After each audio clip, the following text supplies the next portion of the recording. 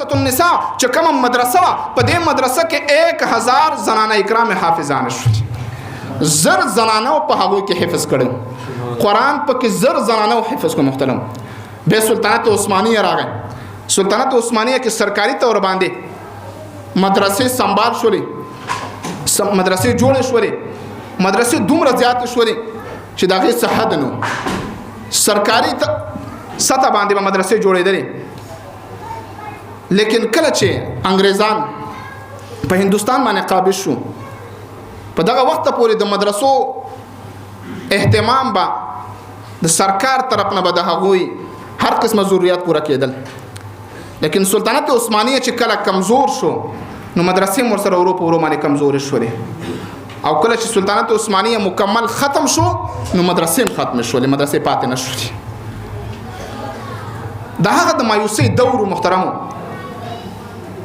چې د مدرسې پیدا کېدل ډیر مشکل کار. الله د دې مایوسۍ په دور کې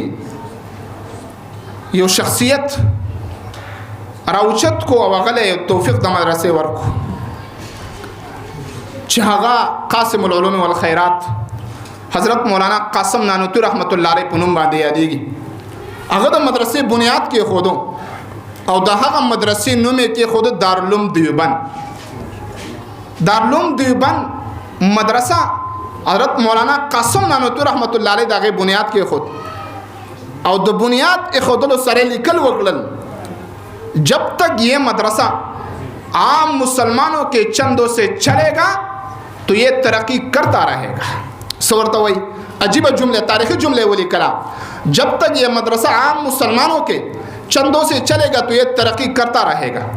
अल्हम्दुलिल्लाह द हज़रत मौलाना कासिम नानूतवी रहमतुल्लाह अलैह जुमले असर दावशो چې دارالعلوم دیوبند تر نن ورځې پورې نه د یو شخص معین او نه د یو سرکاري حکومت د احسان لاندې دباو شوی نه ده. الحمدلله عام مسلمانانو هغوی سره چنده کوله، عام مسلمانانو د هغوی ضرورت پوره کول. نن هم د اقا دارالعلوم دیوبند شاخونه دي چې ستاسو په شان عام مسلمانان ټول د دغه مدرسو ضرورت پوره کوي. تاسو به پوره کوئ کنه به پوره کوئ؟ پوره کوئ به کنه ان شاء الله. قسم دې په مدرسو کې د طالبانو موږ سره وخت تیر کړی دی چې کله موږ د هغوی واقعات نن هم ځان ته رایاد کوو قسم د سترګې بې اختیاره اوښکې تویولو باندې مجبوره شي. ما په خپله باندې اسلام آباد کې سبقونه ویلي. اخري خبره کوم، شیخ صاحب هم ناست دی، خبره ختموم. اسلام آباد جامع فریدیه په نوم باندې یوه مدرسه یادېږي. هلته موږ سبقونه ویل 1400 طالبان به ولته. لیکن کله کله به مدرسه دومره مجبوره شوه چې د خوراک څښاک بس نه میلاوېدل. هلته به لیکل وشو نن فاقه ده، روټۍ نشته دی، دعاګانې کوئ بس الله طرف ته متوجه شي. یو ورځ دا اعلان وشو چې نن فاقه ده، روټۍ نشته، الله طرف ته متوجه شي، دعاګانې کوئ. زه بازار ته تللی وم، ما ته یو ملګري میسج وکړو چې نن فاقه ده. ما د بازار نه ځان سره 2 روټۍ راواخیستې، خو چې کله مې مدرسې ته راوړې ما مدرسه کې طالبانو حالت ته وکتل. د الله په ذات مې د قسم وي زما زړه ما ته د دې خبرې اجازت رانه کو چې ټول طالبان دې وږي ناست وي او ته دې دا روټۍ وخورې. هغه روټۍ ما اخبار کې ونغښتل او یو ځای کې مې کېښوده. مل دا به زم نه خورم، طالبان وږي دي. خو په دې کې یو ملګری راغی، د هغه ملګري نوم شبیر دی، د پنجاب جاریکس علاقې سره داغه تعلق دی. د ملګری سے بیمار ہوں، ما نه راغی ما ته وایي صدام بھائی مجھے بہت زیادہ بھوک لگی ہے، ډېر زیات وږی شوی. ما وی دا خو موقع ده، ما ته وی راځه ما 2 روټۍ راوړي دي زه نشم خوړلی. بانه کې مې دا طالب بوتلو بره کینټین ته مې وخېږم، 2 روټۍ وي او یو کړي پکوړه دغه چې پخې هوټل والا دا وه 15 روپۍ مې ولا هغه راواخېسته. زه ورته کېناستلم، د روټۍ خوړله، دا روټۍ د مکمل کړه، ښه روټۍ وخوړله. یو وخت راغی دا خبره ما نه میره شوې وه، څه خبره پسې خبره راله. دا ملګری ما ته وایي صدام بھائی میں آپ کا احسان نہیں بھول سکتا. زه ستا احسان نشم هېرولی. زه ډېر سخت حیران شوم چې ده سره ما کم احسان کړی دی چې دا زما احسان نشي هېرولی.